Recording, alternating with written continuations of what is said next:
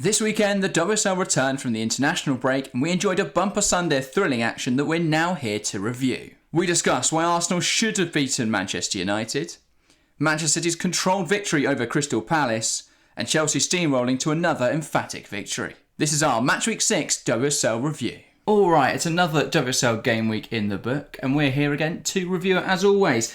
Harry, an interesting game week 6. Did you enjoy it? Yeah, I think it was a really, really good one. It was one that had a lot of goals involved, as we're used to now. It had some big games as well for position in the league table. We saw two sides at the bottom face off, two sides in the European face off. So it was a very, very interesting game week, and I think we learnt quite a bit of where everyone is from this game week. We're now 6 game weeks in, and I think we can now start to piece together where everyone's going to finish in the league table. Yeah, fair enough. Let's get started then. Manchester United 1, Arsenal 0 was the opening game of the WSL weekend. What an interesting one this was. It was a game that Arsenal, by all accounts, should have won, really. Yeah, Arsenal should have absolutely won this by a canter. The first half was a bit scrappy. I think both sides were very conservative, very reserved. They didn't want to give anything away to each other. And I think that meant that this first half lacked a bit of quality. Neither side really caused any trouble for their opponent.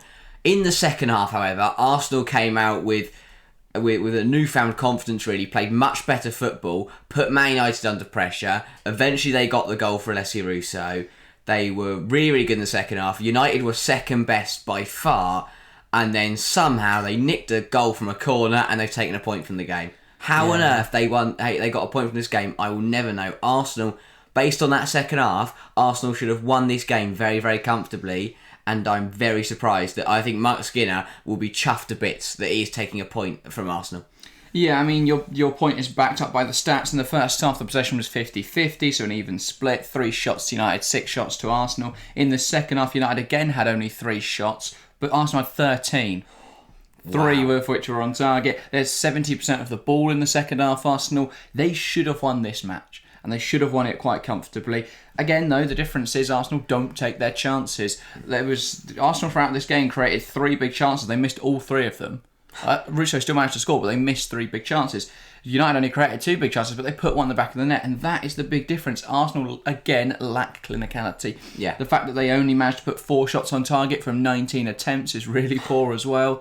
They just couldn't put the ball in the back of the net, Arsenal. Yeah, it is a big problem that Arsenal have had this season, but it's very hard to identify where it is because it's not Alessia Russo. I think she has missed a few. I think this season she's missed a lot, but in this game here, it was not Alessia Russo. She's took her goal really well, and I think Russo had a brilliant game. And to be fair, Russo had 8 shots. 8? Yeah. Wow. Okay. Well, you've got to consider the amount of time she would spin on the ball and have a shot, but it would either just go just wide or just over or get blocked. Russo, very well done with her goal, but she's still taking a lot of shots. She to only convert 1. And this is where it gets hard because I think she had a good game. I thought she had a very good game. But she should have scored more. But Arsenal creating such a high volume of chances for one player. And that puts a lot of pressure onto Russo's shoulders. Because, with having 8 shots and only scoring 1 goal, it kind of puts pressure on her every game. If they're going to create those kind of numbers, it puts pressure on her to score more than 1. What I would argue, though, is that a lot of the opportunities she's shooting from are half chances. So a lot of time, she's receiving the ball with her back to goal and she's turning and then she's trying to strike it. And while obviously some of them were going quite close, there were a lot there that weren't on target for Russo. Yeah. And so, perhaps trying to...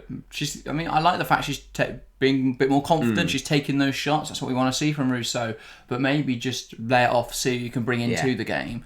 Arsenal really should have scored more goals. Yeah, and that's the thing on... while Russo's getting shots off whenever she can, on the flip side, I felt that the 3 behind her of the starting 3 of Caldente, Marnham and Ford just refused to shoot. Especially Mariona Caldente. A player of her quality, we know she could probably score from anywhere.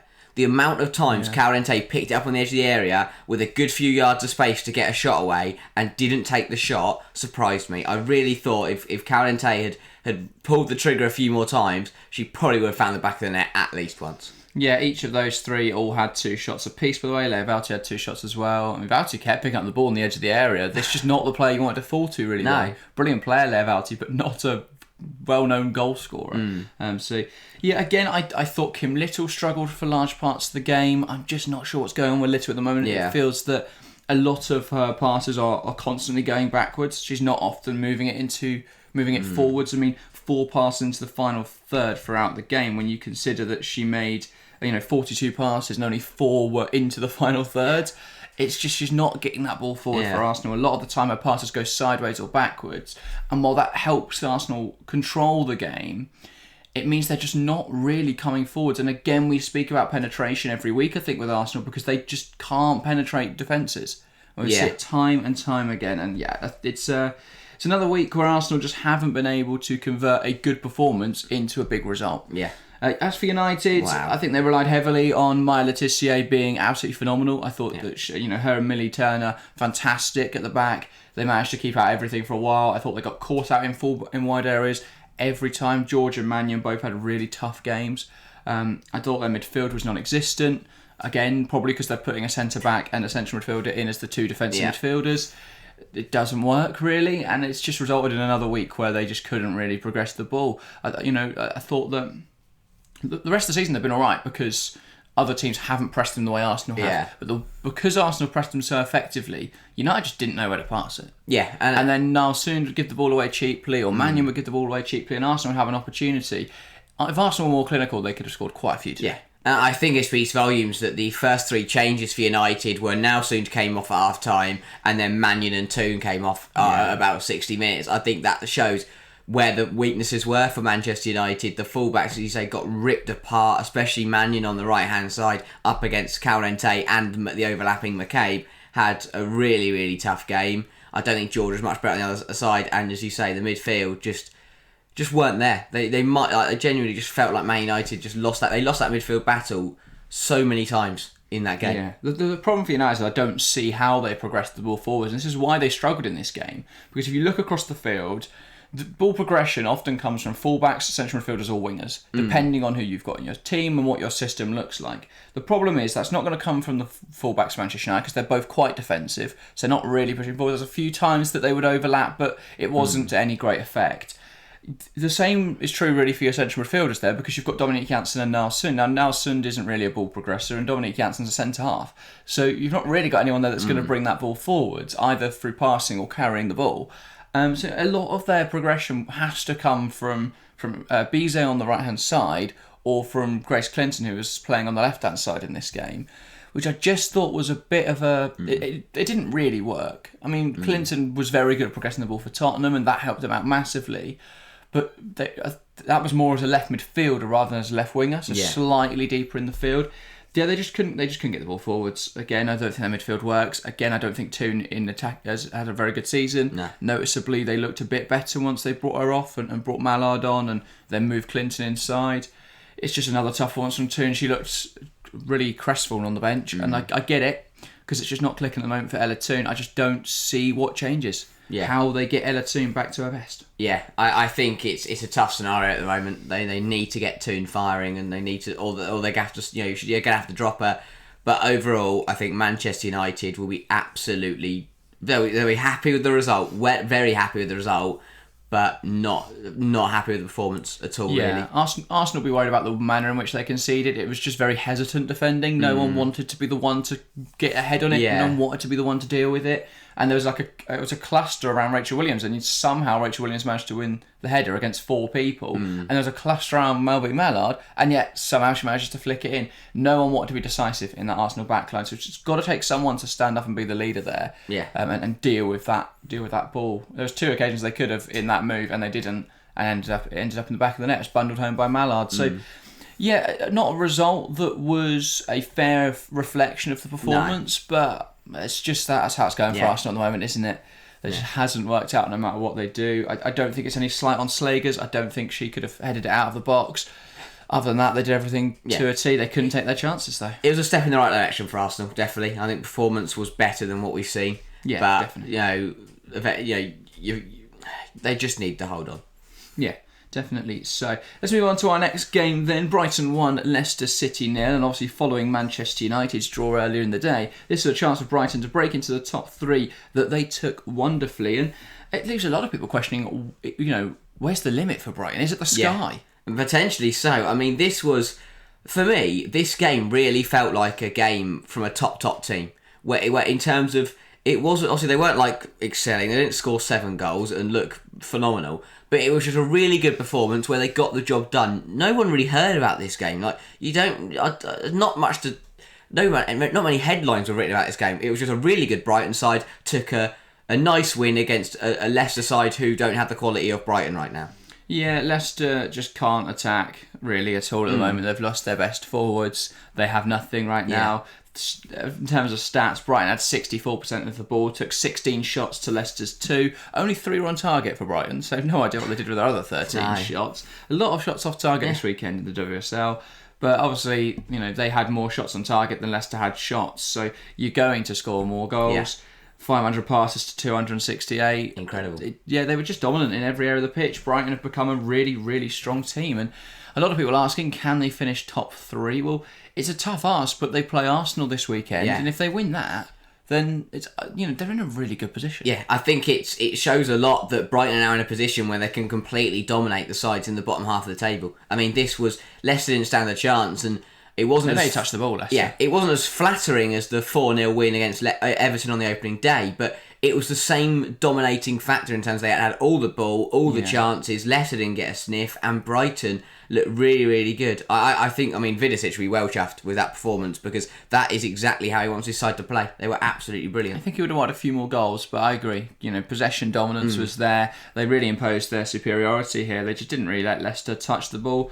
That went on, that led to them winning. And Nikita Paris is now making a bit of a habit of scoring weird-headed goals, where the ball comes into the box and it looks like it might bounce in anyway, but she just manages to nod it in. It's been a season of those. She did one against United that was similar, where that ball just comes in and she managed to flung herself at the ball, and heads it home. But yeah, a very good performance for Brighton. They're now 3rd in the league. 2 points off Chelsea, 3 points off Man City. Really strong showing. Obviously, they've got Arsenal up next, as I mentioned. Do you think they can beat Arsenal on Friday night? It's a big game. I think it's a really, really big game. If Brighton win that, then we need to have some serious conversations about this Vidicic team finishing in the top 3. Yeah. For Arsenal, it will be difficult. It will be very, very difficult if Brighton want to get something from the game, but who knows? They might surprise everyone. I think next 3 will be very telling in the league. They've got Arsenal away, they've got West Ham at home, then Chelsea away. Very intrigued to see how they match up against Chelsea, because Chelsea have been going to everyone and just putting a load of goals past them, even when not playing at their best. So that will be really interesting to see how Brighton match up. Brighton played very well against City, so I'm sure it'll be a similar situation against Chelsea. So that should be an interesting one. But yeah, Brighton, they've done really well this season. Only 4 goals, 11 scored. They're in a great position. Yeah, and for Leicester, I think, as you say, they're missing some key players, and realistically, they only lost 1-0, which isn't too bad, to be honest, against a Brighton side who are absolutely flying. Everton have just got to keep the points ticking over, get the points against the teams they should be beating, and they'll be absolutely fine in this league. Yeah, Leicester on 5 already, but they've only conceded 5 goals this season. That's not bad at all. But they've only scored 2. That's a massive problem. They need to start putting the ball in the back of the net, because they will win games. Yeah, their defence is really, really strong.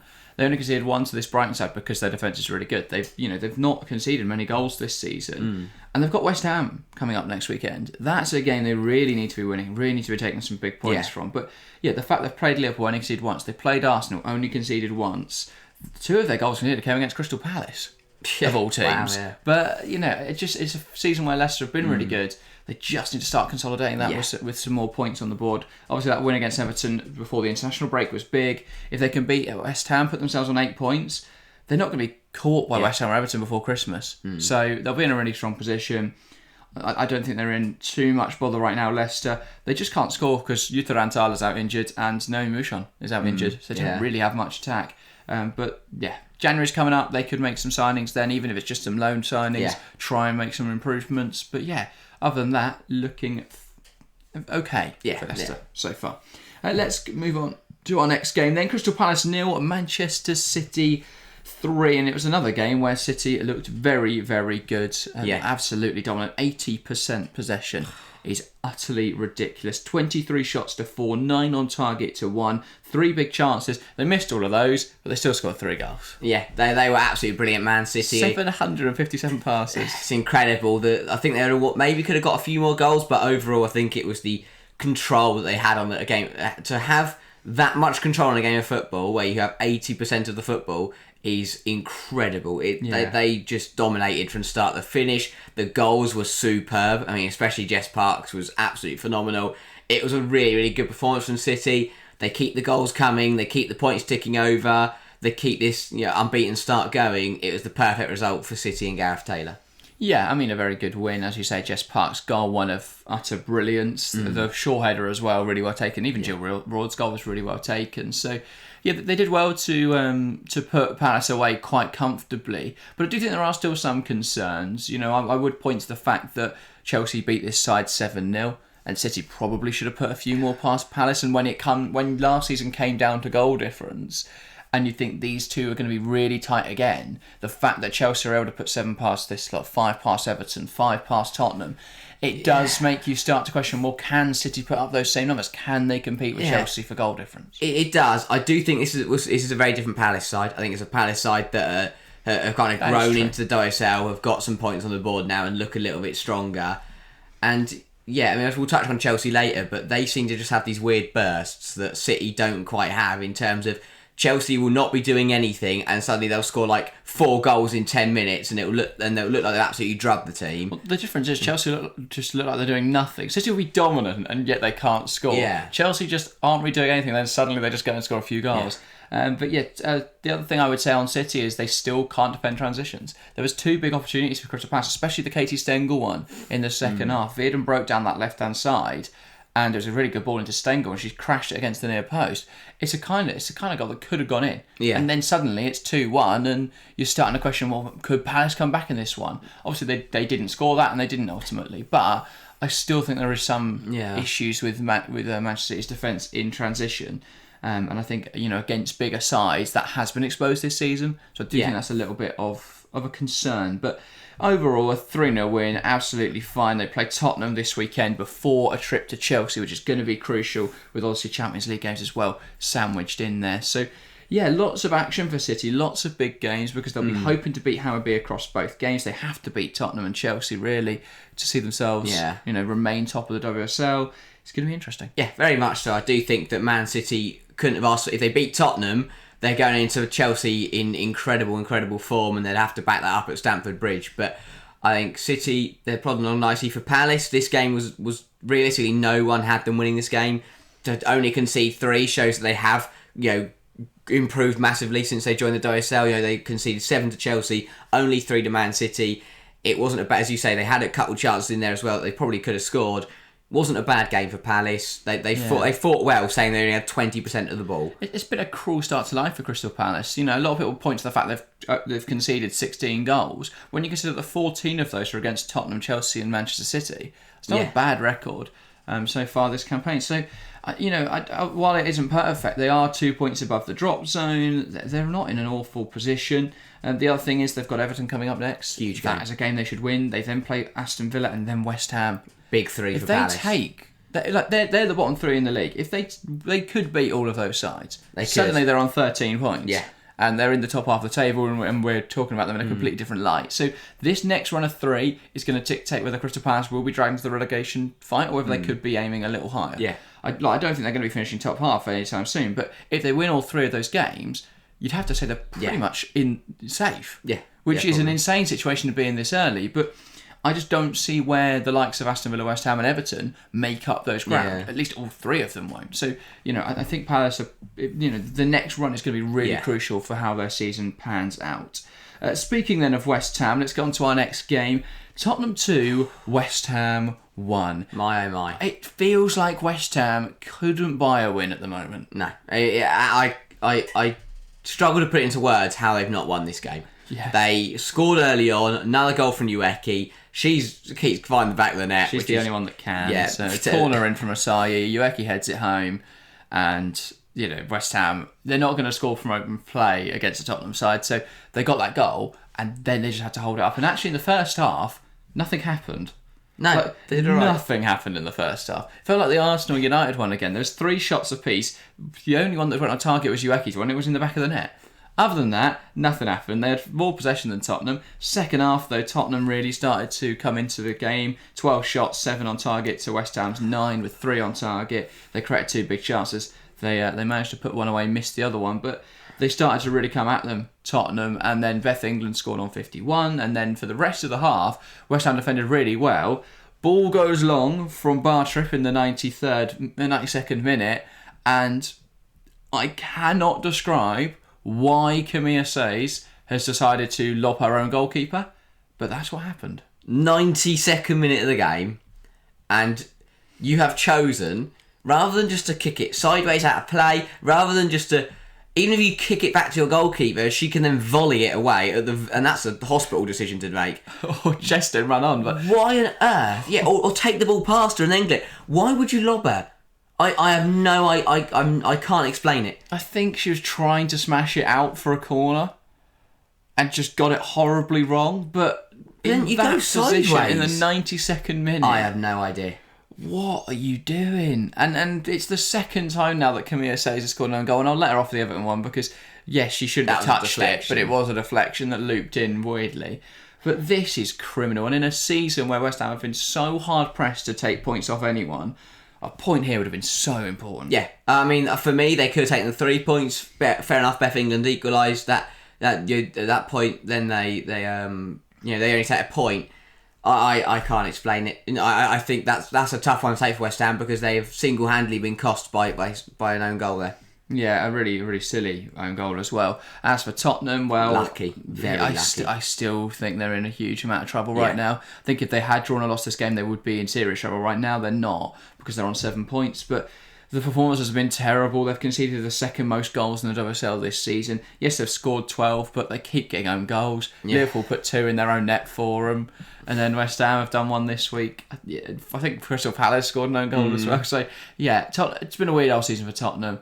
They've picked up 7 points, but their performances have not been good. Yeah. It's another one here. Their 2 wins this season have come against Crystal Palace, newly promoted, on the opening day, and West Ham, who had to score an own goal for Tottenham to beat them.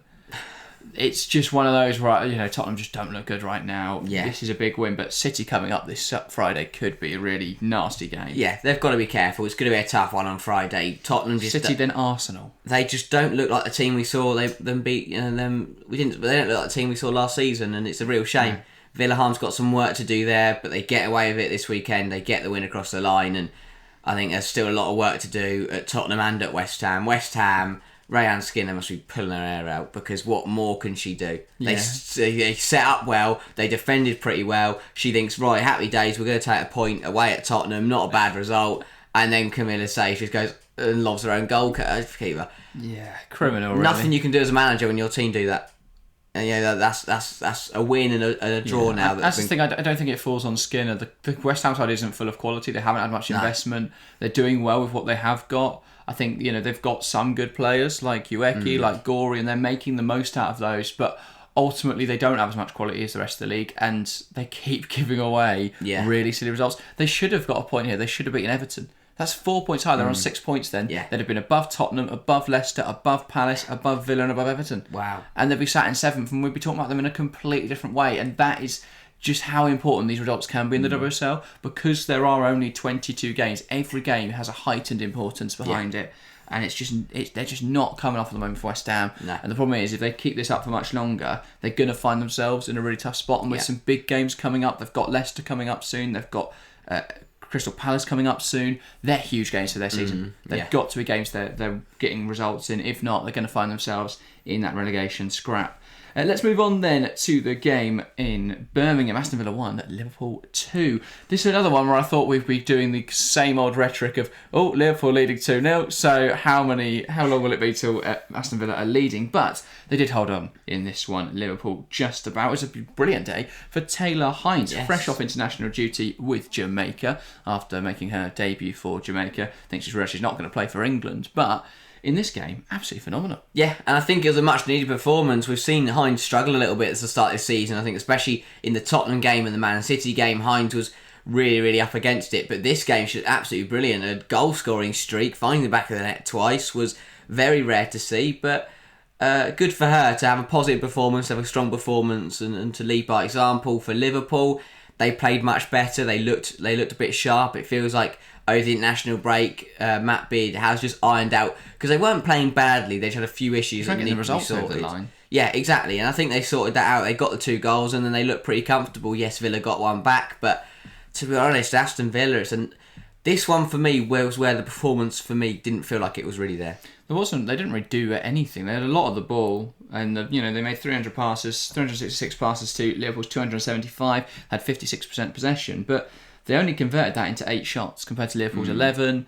They only had 1 big chance, which they took, and that was it, really. That was all she wrote. Villa just didn't offer much of a fight to Liverpool. This is the first game this season, by the way, in the WSL, where I think every team took all their big chances. Liverpool had 2, they scored them both. Aston Villa had 1, they scored that. So yeah, not too bad. I don't know why Villa just kept not picking up Taylor Hines at the back post. Liverpool kept putting balls in. Kiernan would miss it, Smith would miss it, whatever, and then a fall to Taylor Hines, who just saunters in the back post, smashes it home. She had a great day for it, and a brace from Hines, and they did really well to hold on to it, Liverpool, because they have fallen victim to falling apart in the second half this season. They have. In every game they've played, they held on here, a huge 3 points. Yeah, I think there will be some concerns for Aston Villa and Robert De Powell, because for the majority of the season they've had the performance, not the result. Problem is, when you don't get results, you start to lose morale, and then you start to lose performance, and we saw that in this game against Liverpool. The performance wasn't there, and they didn't get the results. You've now got a problem starting to build. You were playing well, but not winning, which now means that you're not, because of that, your performance has dropped, and now you're not getting results. Things are only getting more difficult for Villa. They have to find a game, they have to get a result to kind of stop the rot, get a good performance, get the result over the line, and get back to how you were playing. They've got to make sure the performance against Liverpool doesn't snowball into the next couple of weeks, because if not, they could find themselves in a bad position. That is the issue, because they travel away to Manchester United next Sunday. Join us live on this channel for that game. Then they've got Crystal Palace. Now that, for me, is the big one, because Palace, I think, will believe more that they can win that game. Aston Villa have got to change that, because on paper they're a better side. For me, that's got to be a win there. Then they've got Tottenham in the League Cup, which at the moment I think they might both lose. Don't even know how they're going to do it. Then Arsenal at the start of December, which is going to be a tough game, because Arsenal may well have a new manager by then. Yeah. If they do indeed change their manager in the next international break.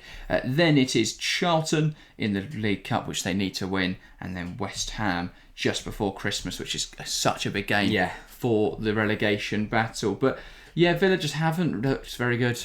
They've played well in all their other games. Here, though, there was a notable poor performance. Yeah. They'd never really looked like competing with Liverpool. And Liverpool, good win. Good side, to be fair. And they got the win over the line, which they haven't been able to do in a lot of games this season. Let's move on then to the final game of the game week. Everton 0, Chelsea 5. Another drubbing from the Blues, but another game where they looked like they never really got out of second gear. Yeah, it was a very, very weird game. I mean, nothing really happened for large parts of the game, especially in the first half. After Aggie Jones's early header, it was very sloppy from both sides. Chelsea weren't playing very well. Everton were really bad again, but nothing really happened, and the game kind of just progressed on. Both teams misplacing passes, Everton getting caught out. And there was a burst of 5 minutes at the end of the half where Chelsea scored 2 goals, went into half-time 3-0, and it was like happy days. Forget everything that's just happened in that first half. They're absolutely coasting. And then the second half, I think it was very much the same. It was another second half where it was very slow. Neither side were playing brilliantly. Chelsea were playing better than Everton, but that doesn't mean Chelsea were playing well. But then towards the end of the match, 5-minute burst, Chelsea score another 2 goals, and they make it look 5-0. 5-0 drubbing for me doesn't completely reflect how Chelsea played. I think 5-0 flatters Chelsea a little bit, as I said. I think 5-0 reflects how Everton played, because Chelsea should have scored a whole lot more, but not because they were brilliant. Yeah. I thought Chelsea played well, don't get me wrong, they didn't really put a foot wrong, but it wasn't a game where they should have scored loads more, yet they had so many chances, they really could have. The match momentum graph is just a sea of that cream kit that Chelsea were wearing. Everton didn't do anything. No. They had 6 shots. They failed to put a single one on target. They failed to create a single big chance. They had only 33% possession to Chelsea's 67%. Chelsea, 26 shots, 10 on target, 8 big chances, 3 missed, the other 5 put in the back of the net. Yeah. Ruthless. It is Absolutely ruthless. And ruthless. that is what Chelsea do. If you play badly and give them chances, they are going to punish you, but the big chances created is a little nice because I think that Sarri created the second one. I think Everton's defending just created about the first 5. I mean, Everton were shocking, absolutely shocking. It's another really poor performance, and I think there was a little bit of hope that they could do something, but I don't know. It's just not working for Everton. It was such a weird team and such a weird lineup. I mean, Tricky Sarri playing left back. You're asking for trouble. Yeah, she's not a left back, so that made no sense to me. I thought all of the defence struggled. I thought it was weird they took off Hobson because she was one of the only ones that looked competent. She's only 17, yet she looked the most competent in that back line.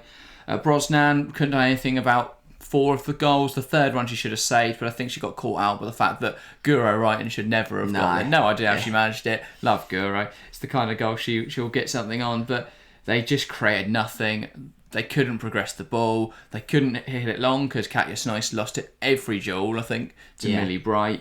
It was just one of those days where they had nothing to compete with. And that's the problem. They're out of options because Peter will say, well, they keep losing the ball in their penalty area. Why are they being so stubborn and playing out the back? Because as you say, when they went long, they lost the ball anyway. So it was kind of like, do we lose the ball in our own penalty area? Trying to play out the back and we might catch them out, or do we just keep pumping it long?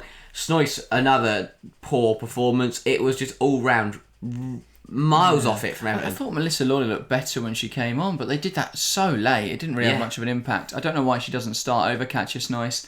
I thought that a lot of those decisions were a bit weird for Everton. Bring on Emma Bissell for Payne, was it at half time? I didn't really get that one. No. While Snoyce stayed on, again, no idea what's going on there. It's just a day they didn't really compete. As for Chelsea, well, their side looked fairly second string. They managed to rest out players like Lucy Bronze, like Myra Ramirez, and yet they still looked absolutely dominant. I mean, obviously Ashley Lawrence managed to get a goal, Cuthbert, Beaver-Jones, Guro Wrighton, and Vika Kaptein all in the goals. Baltimore, fantastic at left back. Again, she didn't have anything to do defensively, so she practically played left wing in this game, and then eventually did. Chelsea ended the game with 2 centre-backs, 2 right backs, 2 central midfielders. No, 4 centre backs, weren't it, on the field? Yeah. 4 centre backs, 2 central midfielders, 2 right backs, and 2 left wingers. Impressive. And somehow they that was how they ended the game, because they ended up putting like Gura up front and doing all sorts of. It's a bit of a weird team, but they managed to get more goals after that. So yeah, it's one of those. I think if Chelsea were playing full strength, they probably would have scored a hell of a lot more, which is a really worrying prospect. Yeah. I think that 5-0, Everton will be relatively pleased with that. Yeah. Obviously, a terrible result for them, but it could have been a whole lot worse. Yeah, it could have been, and I think Everton are in big trouble because if you compare them to Aston Villa, who for the most part of the season have played well but not got the results. West Ham, they can score a goal. Everton have not scored. Yet to score a goal from one of their own players. Conceding goals for fun against Chelsea. It's worrying for Everton. It is really, yes, they're joint with West Ham and Villa right now, but I think I can see West Ham Villa picking up points elsewhere. Everton, I don't know. I just don't. You can't pick up points if you're not going to score a goal. There were multiple times that every player for Everton was within their own third, sometimes in their own penalty area. Yeah. What are they expecting to happen? You look at the goal that Chelsea opened the scoring with, Khadijah Buchanan looping it in for Beaver-Jones to head home. That chance comes because Khadijah Buchanan is able to be so high because Everton are all sat in their penalty area. And yet the ball comes in, they don't deal with it. And Beaver-Jones heads home. Carneries, fairly quiet for Chelsea. Why was that, Harry? It was a tough one. I was a bit surprised by that, and I potentially just come back from the international break looking a bit. She has played every game. To be fair, it would be my other thing, but overall, I think it was just not a very good performance. But equally, I'm sure she'll bounce back. You can have an off day when the rest of your team's scoring 5 goals. Yeah, it felt like she was a bit too wide, if anything. I think that. Not necessarily a bad thing, because her being wide meant that Everton's defence was even more stretched because they're trying to deal with that threat, and then there was loads of space in the middle for Chelsea to play with, and they used that space very well. So I think she was sort of sacrificed for tactical upside in this game by being so wide, but it worked wonderfully. And it was just a game where a lot of her take-ons didn't really come off, whereas in previous games she's running at the fullback and then just goes round her and suddenly she's in a goal scoring position. Didn't really emerge today. They didn't really come together. So Yeah, she didn't play particularly badly. Just didn't really get amongst the goals or all the contributions. But yeah, not a bad performance at all from Chelsea. A 5-star performance. You're never going to complain. They've now scored 20 goals this season. That's an average of 4 goals a match, as they've only played 5. They're a point behind Manchester City with plus 17 goal difference. City, for context, have plus 8, which is the second best in the league. It is utterly dominant from Chelsea. Next weekend, they've got Liverpool in the WSL. We'll be live for that one as well. Sunday morning should be good. Then they've got Manchester City with Celtic in the Champions League, either side of that big clash. Huge match. Then they've got Manchester United. Then they've got Brighton. Big run. This is a huge run for Chelsea. Yeah. If they win them all, well, can anyone catch them at that? If they win them all, they've probably won the league.